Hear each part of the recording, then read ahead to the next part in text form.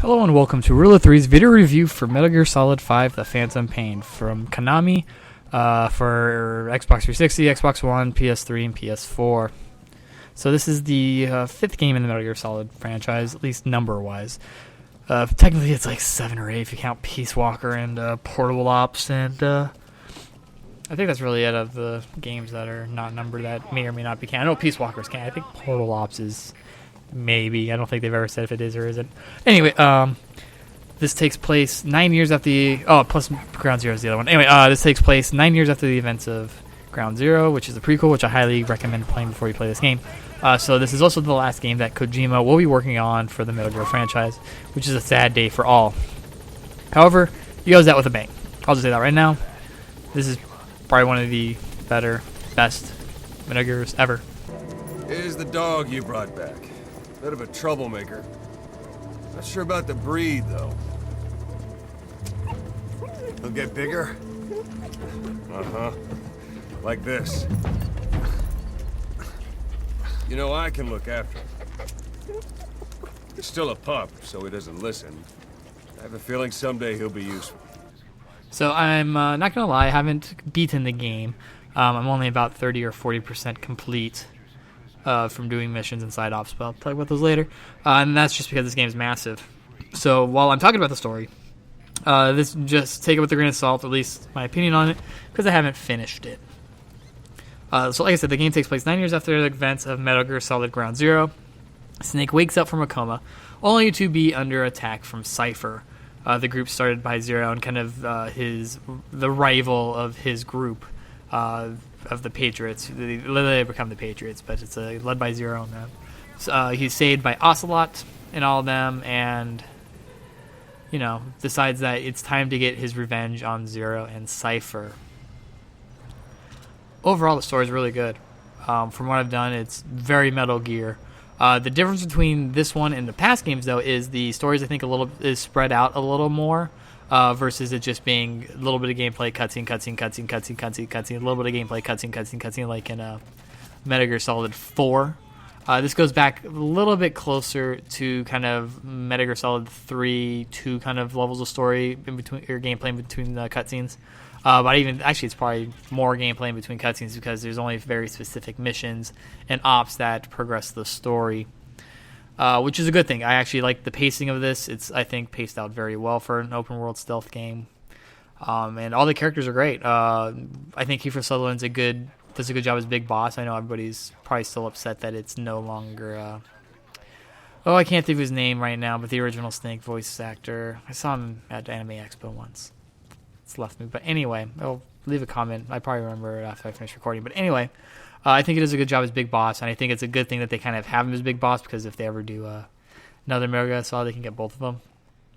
If they want to redo the first Metal Gear game, and then you can have both voice actors, one for Snake, one for Big Boss. But anyway, all the performances are spot on, and like I said, all the characters are really good, and this does, at least so far, give an explanation on kind of how things are going to get into the original Metal Gear game. Like I said, I've only about 30% into it, so like I said, I don't know how it gets from there. But from what I've done, the story is very compelling, and like I said, I want to know more.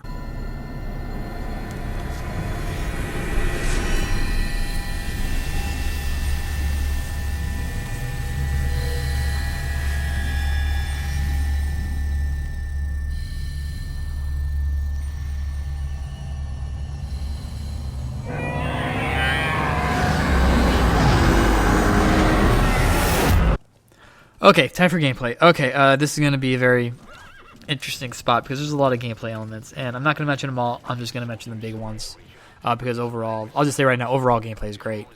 So basically, the game is split up into missions.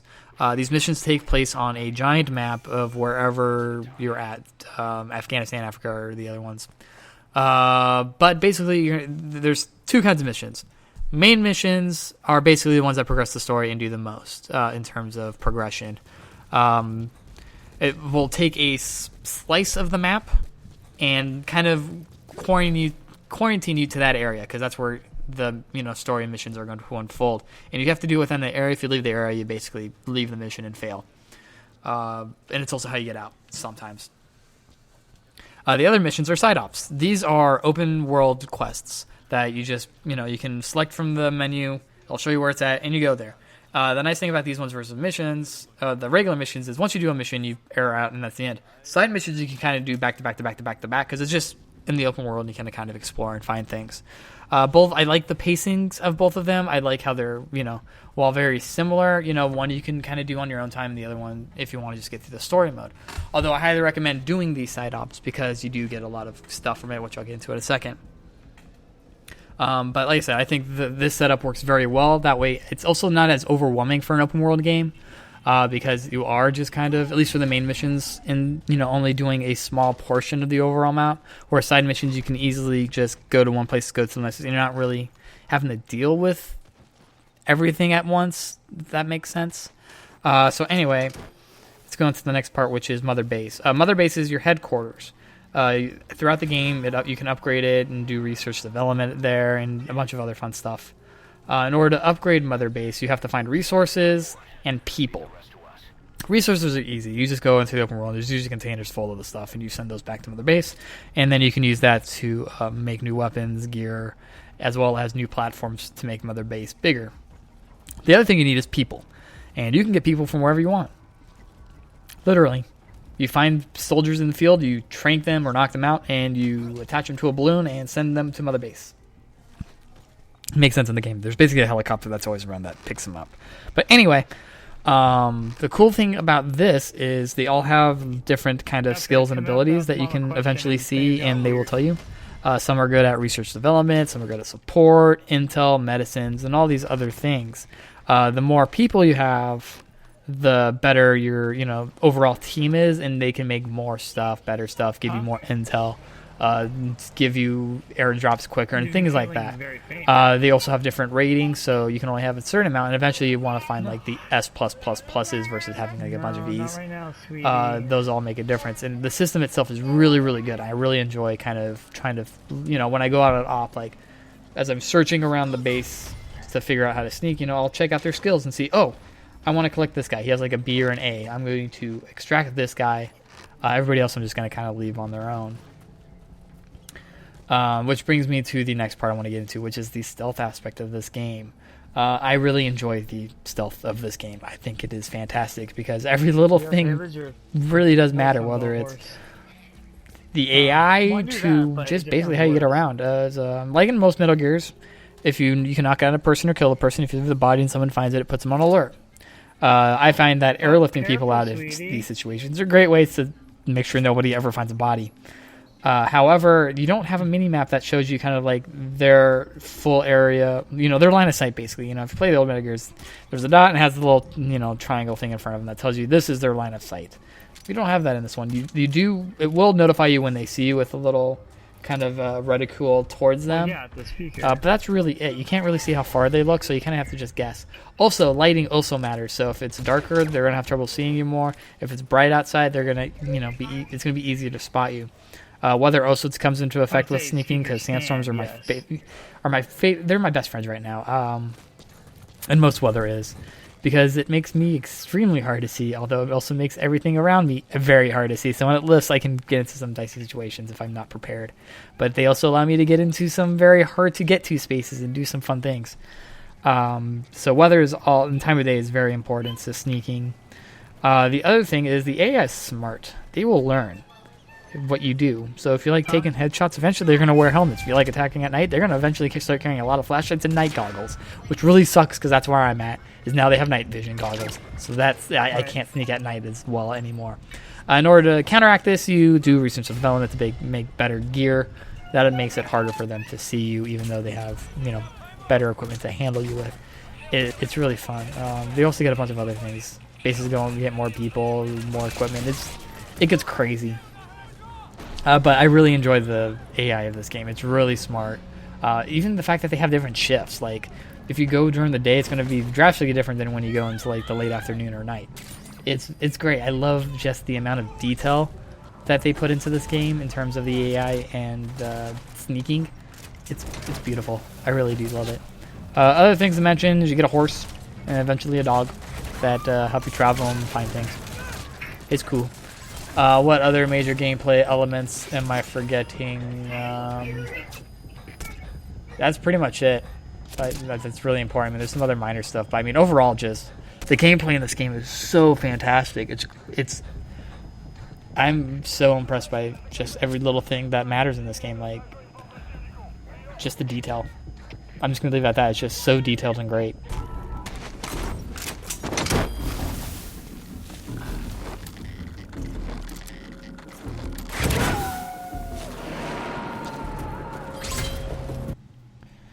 Well, I'm pretty sure this isn't going to be the last Metal Gear Solid game Konami will ever make, although it's going to be the last one for a very, very, very long time, especially with the no more Kojima and Konami pretty much turning to shit. Odds are this is probably going to be the last one we're going to get for probably like 5-10 years. However, it ends the Metal Gear Solid saga pretty much on a high note, at least story, from what I've played, which is, I may only be like 30% completion, but I've logged in like 40 hours onto this thing. Everything about this game is just honestly perfect for Metal Gear. The AI is super intelligent and makes you think before you act. The weather and every little thing that goes on in the environment counts. I think the gunning works perfectly for the game. The reflex system's great. Characters are good. And everything about this game is just like, I love it. Metal Gear Solid gets a buy rating. Honestly, I think this is one of the best. I thought The Witcher 3 was going to be the hardest game to beat, but I mean, Metal Gear Solid just set a new bar. So, yeah, go play this game. Go play Ground Zero first so you understand what's going on in the game. I would actually recommend playing Metal Gear Solid 3, Peace Walker, and then Ground Zero, because that's pretty much the arc of Big Boss. So go play those games before you play 5 so you can enjoy every little thing about 5.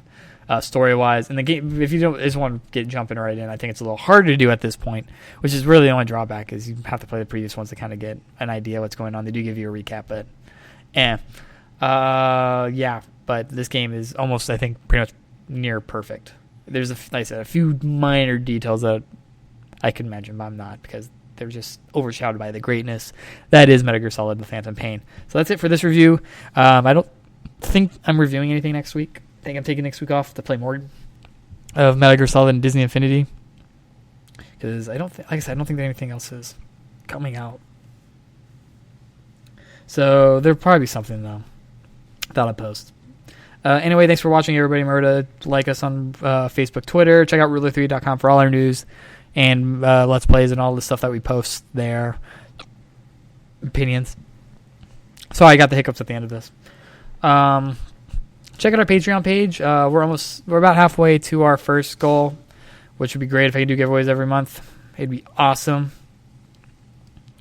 And literally all the money goes back into the site that goes into the Patreon. I don't see a dime of it for anything other than eventually for giveaways. Right now I just put into marketing, and eventually there's a giveaway coming up next month since I'll have enough from the funds from Patreon to afford it. But that's it. So until next time, always remember to trust in the rule of 3.